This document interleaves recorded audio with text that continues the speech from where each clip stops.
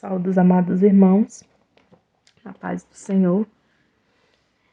É com motivo de grande alegria que eu venho trazer a palavra do Senhor, agradecendo a confiança da nossa pastora presidente Loide Ramos, do nosso pastor Gideon Júnior. Aqui quem vos fala é a evangelista Cristina. Nós estamos comentando sobre o capítulo 4 de 1 Samuel. E ontem nós falamos sobre, nos versículos anteriores, nós falamos sobre a importância da presença de Deus e da total dependência que nós devemos ter. E nós, agora no capítulo 4, a seguir, diz assim: E enviou o povo a Siló e trouxeram de lá a arca do concerto do Senhor dos Exércitos, que está entre os querubins. E os dois filhos de Eli, Ofni e Finéias, estavam ali com a arca do concerto. Versículo 5. E aconteceu que quando veio a arca do concerto do Senhor ao arraial, todo o povo de Israel gritou com tão grande júbilo que a terra tremeu. E quando os filisteus ouviram a voz de júbilo, disseram: Que voz de grande júbilo é essa no acampamento dos hebreus? E souberam que a arca do Senhor tinha vindo ao acampamento. E os filisteus tiveram medo, porque disseram: Veio Deus ao acampamento. E disseram: Ai de nós, pois nunca tal coisa sucedeu antes. Interessante, irmãos, que a arca, quando eles trazem a arca do concerto, que nós lemos nesse versículo 4, quem está trazendo a arca do concerto? Ofni e Finéias. Então, esses dois homens que estavam trazendo a arca do concerto já nos mostra algo a respeito da condição espiritual de Israel, porque a gente sabe que Ofni e Finéias tinham uma vida totalmente desconcertada, tinham uma vida totalmente fora do altar, eles tinham uma vida de pecado, de falta de compromisso com as coisas de Deus.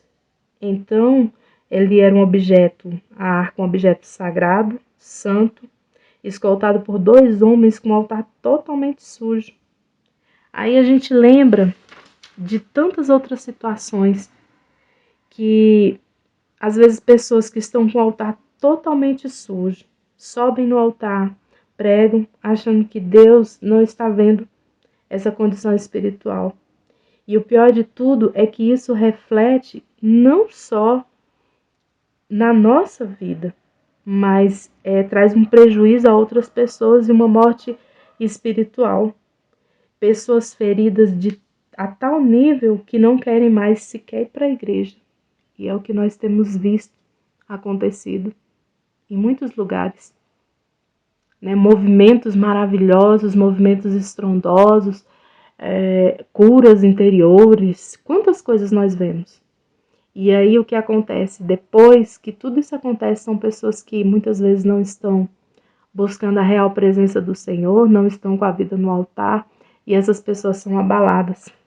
E a gente sabe que um irmão ofendido é mais difícil de se conquistar do que uma cidade forte.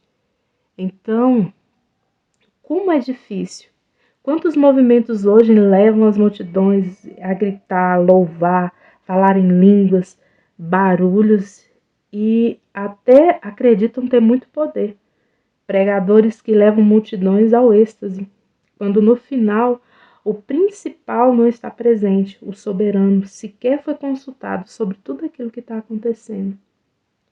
E quando os filisteus eles ouviram essa grande voz, eles tiveram medo e acreditaram que deuses podiam estar, pois nunca haviam ouvido tão grande júbilo. Quem dera realmente Deus estivesse de fato no acampamento, tudo seria diferente. O medo dos filisteus teria fundamento, pois a derrota seria certa se Deus lá estivesse, mas era apenas um barulho. E hoje, nas nossas vidas, não é diferente. Não adianta estarmos vestidos de crente, falarmos em línguas, bater o pé, dar glória, se a presença de Deus não estiver conosco.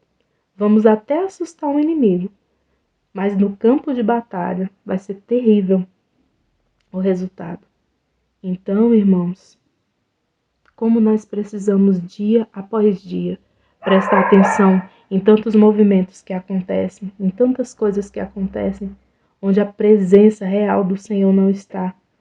Parece que é Deus, parece que está acontecendo, mas uma palavra que eu sempre medito nela é onde diz que quem é espiritual discerne espiritualmente todas as coisas.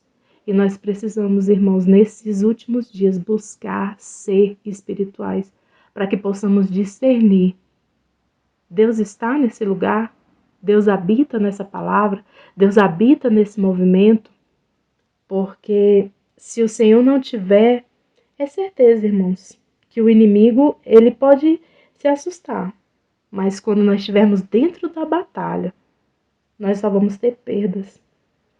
O inimigo, ele sabe dos grandes feitos do Senhor.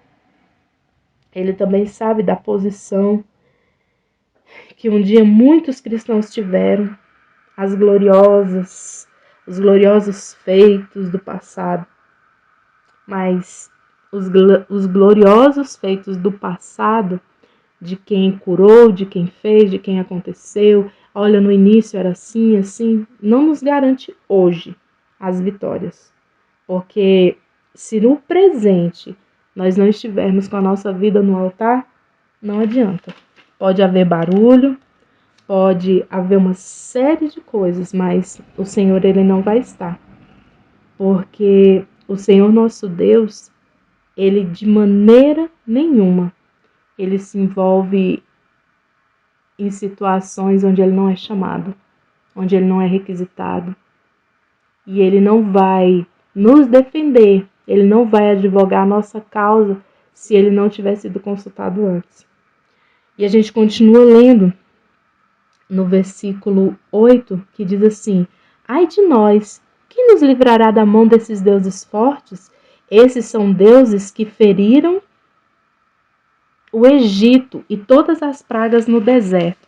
Como eu falei, o inimigo, ele sabe dos feitos, ele sabe de todos os feitos do Senhor. Mas de nada adianta todos os feitos do Senhor, de falarmos igual a gente escuta lá na frente, no Novo Testamento, que vai chegar aquele grande dia e o Senhor pessoas vão chegar diante de Deus e vão dizer: Senhor, eu curei no teu nome, eu profetizei no teu nome, eu fiz e aconteci. E o Senhor vai dizer: apartai-vos de mim, que eu não vos conheço. Eles vão fazer em nome do Senhor, eles vão fazer em nome do Senhor. Mas de nada adianta fazer em nome do Senhor se realmente o Senhor não estiver dentro, porque naquele grande dia, ouvir essa frase do Senhor vai ser a pior derrota. Apartai-vos de mim, porque eu não vos conheço. Então, naquele momento ali, os filisteus, eles tiveram medo por causa do barulho, mas realmente o Senhor, ele não estava presente ali. E no versículo 9 diz assim: esforçai-vos, filisteus, e sede homens, para que não sirvamos aos hebreus, como eles vos serviram, sede homens e lutai. Os filisteus, eles eram um inimigo doméstico, eles não eram de fora. Eles sabiam das estratégias do povo hebreu, porque eles estavam muito perto. E hoje, o poder do nosso inimigo dentro da igreja, que se professa cristã muitas vezes, deve ser temido de qualquer outro inimigo, mais temido do que qualquer outro inimigo de fora. Porque o inimigo doméstico é aquele inimigo que ele está prestando atenção, ele está ganhando território, ele está vendo o que está acontecendo. Irmãos, se nós vemos todos os feitos do Senhor, Deus, ele poderia ter dado a vitória para o seu povo, mas Deus, ele não se associa ao mal, ele não é conivente com o pecado. Deus não pensa superficialmente a respeito do pecado, pois se fosse assim, ele estaria disposto a se identificar com as condições morais daquele povo, que vivia uma escravidão voluntária. Mas o Senhor nosso Deus, ele não se associa ao mal. Nem que seja para nos defender, irmãos. Ele podia ter dado ganho de vitória para aquele povo, porque era o povo dele. O nome dele seria exaltado. mas ele não se associa ao mal. O povo estava numa vida de total desconcerto. O povo estava numa vida de total erro. E o Senhor não se associou àquilo. E não é diferente, irmãos, nos dias de hoje. Não é diferente nos dias de hoje. O Senhor nosso Deus, ele vai estar conosco. O Senhor nosso Deus, ele vai nos defender. O Senhor, ele vai nos arrancar das mãos do inimigo. O Senhor vai nos tirar com braço forte.